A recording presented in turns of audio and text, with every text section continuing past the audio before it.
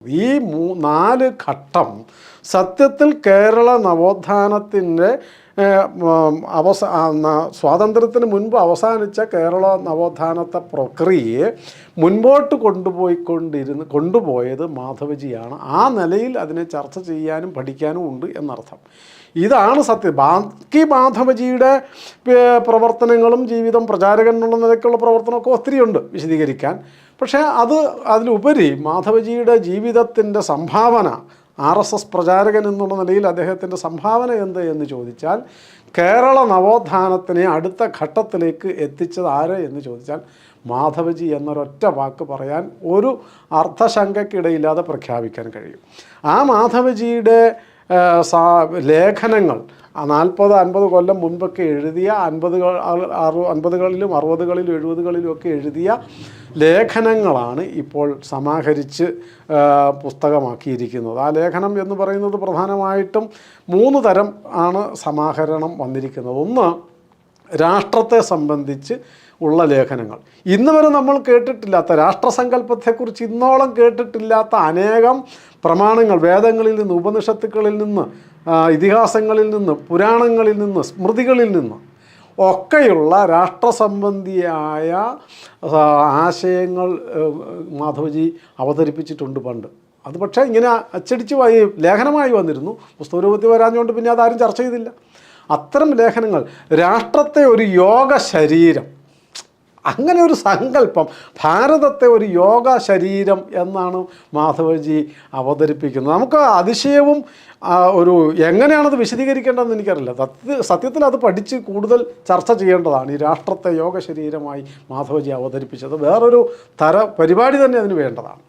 അങ്ങനെ രാഷ്ട്രസംബന്ധിയായ ആശയങ്ങൾ എല്ലാ അർത്ഥത്തിലും പ്രാമാണിക രേഖകൾ വെച്ചുകൊണ്ട് രാഷ്ട്രത്തെ സങ്കല്പത്തെ അവതരിപ്പിച്ചതും ആധുനിക കാലത്തെ രാഷ്ട്രത്തിൻ്റെ ഇത് നിലനിർത്തേണ്ടത് എങ്ങനെയാണ് എന്നൊക്കെ വിശദീകരിക്കുന്ന ലേഖനങ്ങളാണ് രാഷ്ട്രചൈതന്യ രഹസ്യം എന്ന് പറയുന്ന പുസ്തകം.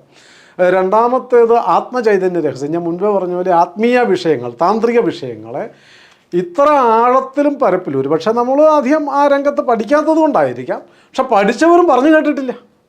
ഇത്തരം വിഷയങ്ങൾ പറയുന്നിടത്തും പ്രസംഗിക്കുന്നിടത്തൊക്കെ നമ്മൾ ധാരാളം പോയിട്ടുണ്ടെങ്കിലും ഇത്ര ആഴത്തിൽ ഈ ആധ്യാത്മിക വിഷയത്തെ, താന്ത്രിക വിഷയങ്ങളെ എഴുതി സാധാരണക്കാരന് മനസ്സിലാവുന്ന പട്ടിൽ അവതരിപ്പിച്ച് കണ്ടിട്ടില്ല, കാണാനിടയായിട്ടില്ല. അതാണ് ആത്മചൈതന്യ രഹസ്യം. മൂന്നാമത് വളരെ പ്രധാനപ്പെട്ട ഒന്ന്, മാധവജിയെക്കുറിച്ച് പ്രമുഖ വ്യക്തികൾ എഴുതിയിരിക്കുന്നത്, ഇപ്പോൾ വിഷ്ണു നാരായണൻ നമ്പൂതിരി, ഡോക്ടർ സുവർണ നാലപ്പാട്, ഇങ്ങനെയുള്ള ആൾക്കാർ, പരമേശ്വർജിയൊക്കെ അടക്കമുള്ള ആൾക്കാർ മാധവജിയെക്കുറിച്ച് പറഞ്ഞതും എഴുതിയതുമാണ് സ്മരണകളാണ് മൂന്നാമത്തെ പുസ്തകം മാധവ ചൈതന്യം എന്ന് പറയുന്നത്. അപ്പോൾ മാധവജിയുടെ വ്യക്തിത്വത്തെക്കുറിച്ച് പറയാൻ ഒക്കെ പറ്റുന്ന, സംഘടനാ പ്രവർത്തനത്തിൻ്റെ മികവിനെക്കുറിച്ചൊക്കെ പറയാൻ പറ്റുന്ന, പറഞ്ഞിരിക്കുന്ന കാര്യങ്ങളാണ് ഈ അനുസ്മരണങ്ങൾ. സത്യത്തിൽ ഈ 3 പുസ്തകവും വായിക്കുമ്പോൾ 2 കാര്യമാണ്.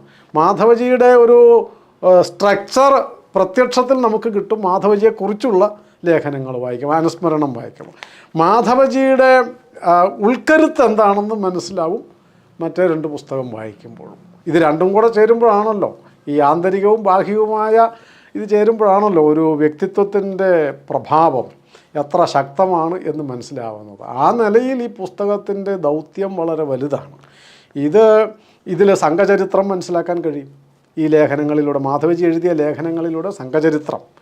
പിന്നെ ആശയപരമായ ദാർഢ്യം എന്താണ്, ഹിന്ദുത്വ ആശയത്തെക്കുറിച്ച്, കമ്മ്യൂണിസ്റ്റ് ആശയമൊക്കെ എത്ര നിസാരമാണെന്ന് ബ്രണ്ണൻ കോളേജിലൊക്കെ പോയി അവിടുത്തെ ഫിസിക്സ് ഡിപ്പാർട്ട്മെൻറ്റ് ഓർഗനൈസ് ചെയ്ത സംവാദത്തിൽ പോയിരുന്നിട്ട് അവർ പിന്നെ രണ്ടാമതും സംവാദം വെച്ച ആളിനെ വിളിച്ചുകൊണ്ട് വന്ന് സംവാദത്തിന് ഉത്തരവില്ലാതെ ഇറങ്ങിപ്പോയി കമ്മ്യൂണിസ്റ്റ് ബുദ്ധിജീവികളൊക്കെ ഇറങ്ങിപ്പോയ ചരിത്രം വരെ മാധവജിയുടെ ജീവിതത്തിലുണ്ട്. ഞാനത് മുഴുവൻ വിശദീകരിക്കുന്നില്ല, കാരണം ജീവചരിത്രം തന്നെ വേറെ ചർച്ച ചെയ്യേണ്ടതാണ്. അപ്പോൾ ഈ പുസ്തകങ്ങൾ സത്യത്തിൽ മാധവജിയുടെ ആശയം എന്താണ് എന്ന് പഠിക്കുകയും കേരളത്തിൻ്റെ നവോത്ഥാനം മുന്നോട്ട് കൊണ്ടുപോകേണ്ടത് എങ്ങനെയാണെന്ന് കാണിച്ചു തരികയും ആ നവോത്ഥാനത്തിൻ്റെ മുഴുവൻ പ്രവർത്തനത്തിനാവശ്യമായ, ദേശീയ പ്രവർത്തനത്തിനും കൂടി ആവശ്യമായ എല്ലാ ആശയ അടിത്തറയും ഉള്ള വിത്ത് രൂപത്തിൽ നിറച്ചു വച്ചിരിക്കുന്ന ഒരു ഗ്രന്ഥസമുച്ചയമാണ് സത്യത്തിൽ ഈ രാഷ്ട്രചൈതന്യ രഹസ്യവും ആത്മചൈതന്യ രഹസ്യവും മാധവ ചൈതന്യവും. ആ നിലയിൽ ഈ പുസ്തകം അറിയാൻ ആഗ്രഹിക്കുന്നവർ മുഴുവൻ പഠിക്കേണ്ട പുസ്തകങ്ങളാണ്, പ്രചരിപ്പിക്കേണ്ടതാണ്. ഈ ആശയം പ്രചരിപ്പിക്കാൻ തയ്യാറാകേണ്ടതാണ്. കുരുക്ഷേത്രയ്ക്ക് ഒരു സൗഭാഗ്യമായിട്ടാണ് കണക്കാക്കുന്നത്. അതിൽ പല പ്രവർത്തകരുടെയും സംഭാവന ഉണ്ട്.